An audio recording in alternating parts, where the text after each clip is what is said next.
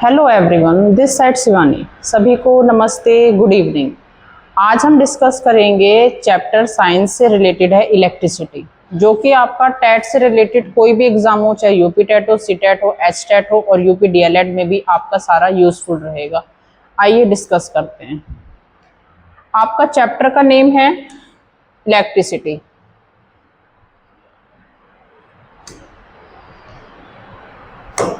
First है what is electric charge. तो आपका चार्ज दो होते हैं, एक पॉजिटिव और एक निगेटिव।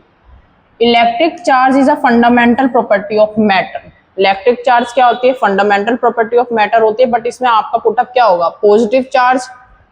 पॉजिटिव चार्ज कौन कैरी करता है? प्रोटॉन। और निगेटिव चार्ज कौन कैरी करता है? Electron. Positive charge is carried by proton and negative charge is carried by electron. SI unit आपकी क्या है? कॉलम। एसआई यूनिट आपको लर्न होनी चाहिए। तो आपकी इलेक्ट्रिक चार्ज की एसआई यूनिट क्या है? कॉलम है। Charge of one electron, one electron का चार्ज है आपका 1.6 इंटू 10⁻⁻⁻⁹। Like charge repel. अगर कोई चार्ज लाइक है तो वो रिपेल करेगा और अनलाइक है तो अट्रैक्ट। लाइक चार्ज है तो रिपेल, दूर, और अनलाइक चार्ज है तो वो क्या होता है? अट्रैक्ट होते हैं।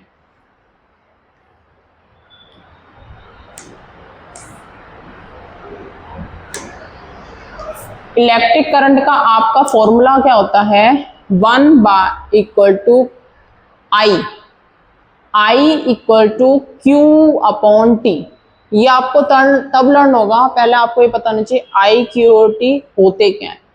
I आपका करंट है जिसकी यूनिट एम्पियर है, Q आपका चार्ज है जिसको हम कैपिटल C से लिखते हैं, T आपका टाइम है जो हम सेकेंड में लिखते हैं। तो आपका क्या गिव?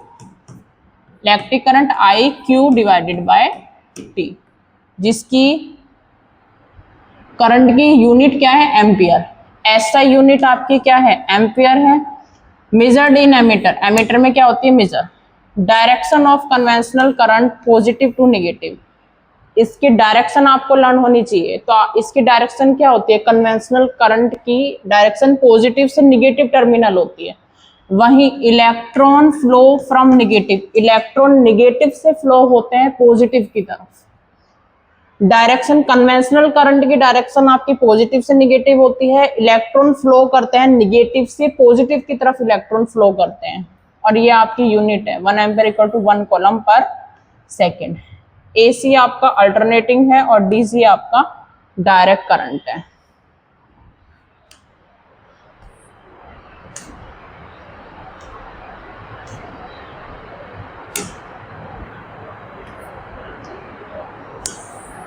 Voltage and resistance. तो आपका वोल्टेज क्या होता है? Also called potential difference. Voltage आपका क्या होता है? Potential difference. VW/Q। यूनिट आपकी वोल्ट होती है, मेजर्ड बाय वोल्ट मीटर। तो आपको एग्जैक्ट फॉर्मूले लर्न होने चाहिए। मेजर्ड बाय वोल्ट मीटर से मेजर करा जाता है और वोल्टेज = W/Q। अब आपका रेजिस्टेंस है। रेजिस्टेंस आपका क्या होगा? V/I। यूनिट आपकी ओम है, मेजर्ड बाय ओमीटर। और इसका सिंबल याद रखना, ये आपका सिंबल है ओम का, मेजर्ड बाय ओमीटर। वोल्टेज मेजर्ड होता है वोल्ट मीटर से और रेजिस्टेंस मेजर होता है ओमीटर से। मोस्ट इंपोर्टेंट ये स्टार है आपका Ohm's law. V = IR। Ohm's law क्या होता है? V = IR।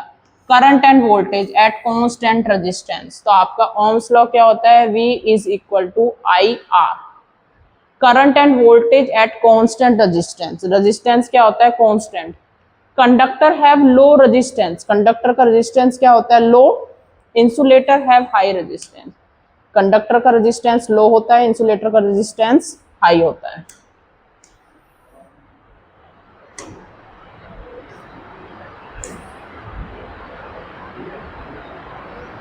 सीरीज सर्किट और पैरेलल सर्किट। पैरेलल सर्किट आपका इस फॉर्म में होता है।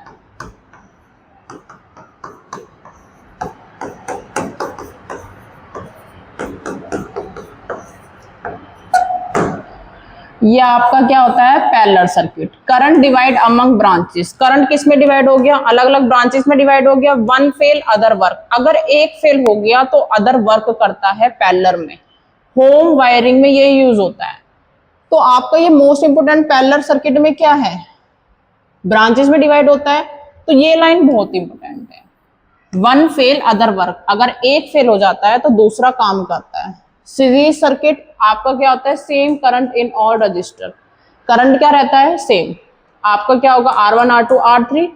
वन फेल ऑल फेल, दोनों में डिफरेंस यही है। सीरीज में अगर एक फेल हो गया तो सारे फेल हो जाएंगे, पैरेलल में आपका एक फेल है तो अदर वर्क करेगा। पैरेलल आपका होम वायरिंग में यूज होता है और सीरीज आपका फेरी लाइट्स वगैरह में यूज होता है। वोल्टेज डिवाइड द रजिस्टर, यहाँ वोल्टेज रजिस्टर में डिवाइड होता है और वहां ब्रांचेस में। Parallel total resistance is less than smaller, parallel में टोटल रेजिस्टेंस लेस होता है स्मॉलेस्ट इंडिविजुअल रेजिस्टेंस से।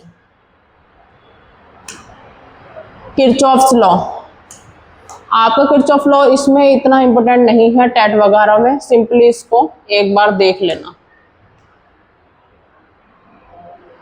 इलेक्ट्रिक पावर एंड एनर्जी, तो पावर आपका क्या होता है, power is equal to V multiply I square R V square R। जो हमने फॉर्मूला पढ़ा है वो इसमें पुटअप करे गए हैं। W watt, 1 kilowatt equal to 1000 watt. Power क्या होता है, rate of doing work, rate of energy consumption. Power होता है रेट ऑफ डूइंग वर्क और rate of energy consumption. Electric energy क्या हो, P VIT, तो आपका ये इंपॉर्टेंट है VIT, जिसकी यूनिट जूल होती है। क्या यूनिट होती है, जूल। ये आपको यूनिट्स आपको पता होनी चाहिए, ये आपको यूनिट गिवन है। Commercial unit of energy, efficiency, useful output and total output multiply 100। तो इफिशियंसी का अगर कोई क्वेश्चन आपको पुटअप करा गया है तो इफिशियंसी में आपको डायरेक्ट फॉर्मूला अप्लाई करना है। आपका ये फॉर्मूला होगा useful output divided by total input multiply 100। Percent है, परसेंटेज में चेंज कन्वर्ट करने के लिए 100 से मल्टीप्लाई। आपको बोला गया heating effect,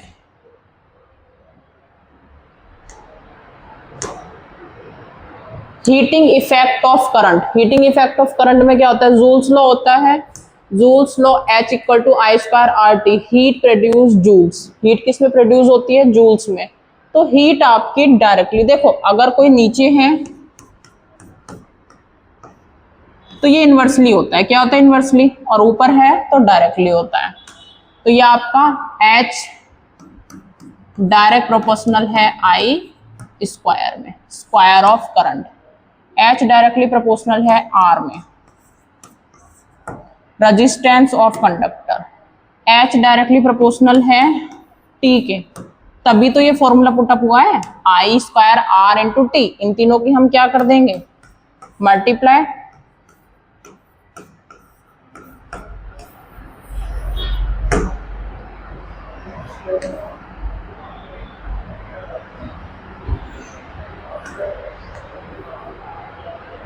magnetic effect, magnetic effect में ऑफ करंट आपका क्या है, current carrying wire create magnetic field around it. अगर कोई करंट कैरिंग वायर है तो वो उसके अराउंड मैग्नेटिक फील्ड को क्रिएट करता है।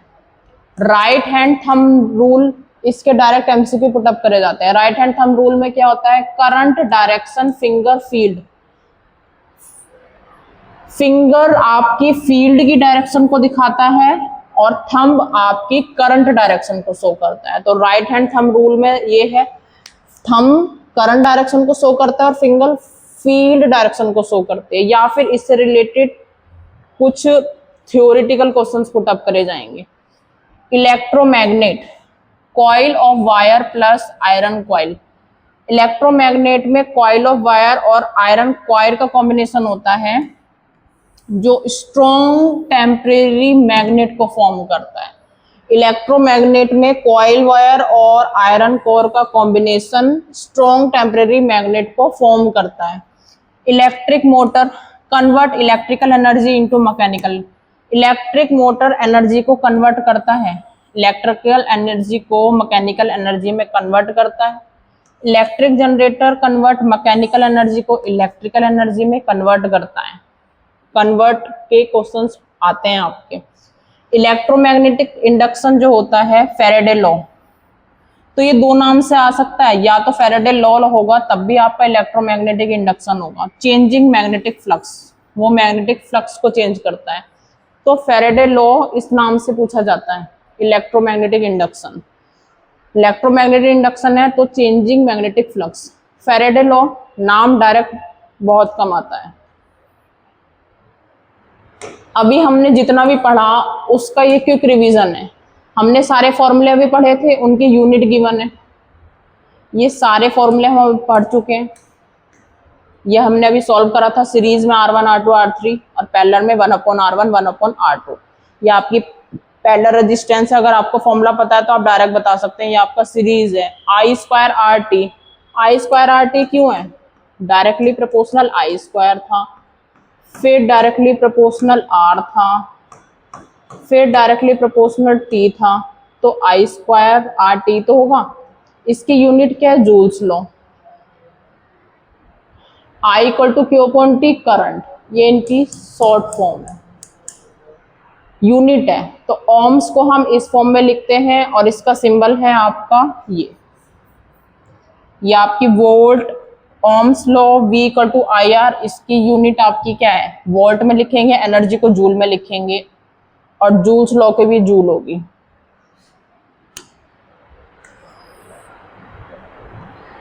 जितनी भी थ्योरी अभी हमने डिस्कस करी है उससे रिलेटेड MCQs हैं, ऐसे पुटअप करे जाएंगे। आपका क्या बोला गया है? SI unit of electric charge. SI unit क्या है? कॉलम।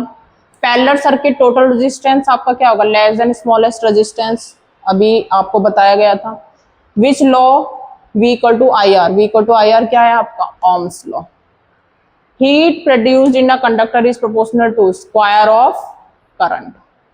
ये आपका क्विक रिवीजन है। चार्ज है, ओम्स लॉ है, सीरीज है, पावर है, जूल्स, हीटिंग इफेक्ट और ऑयस्टर। तो ये हम क्विक रिवीजन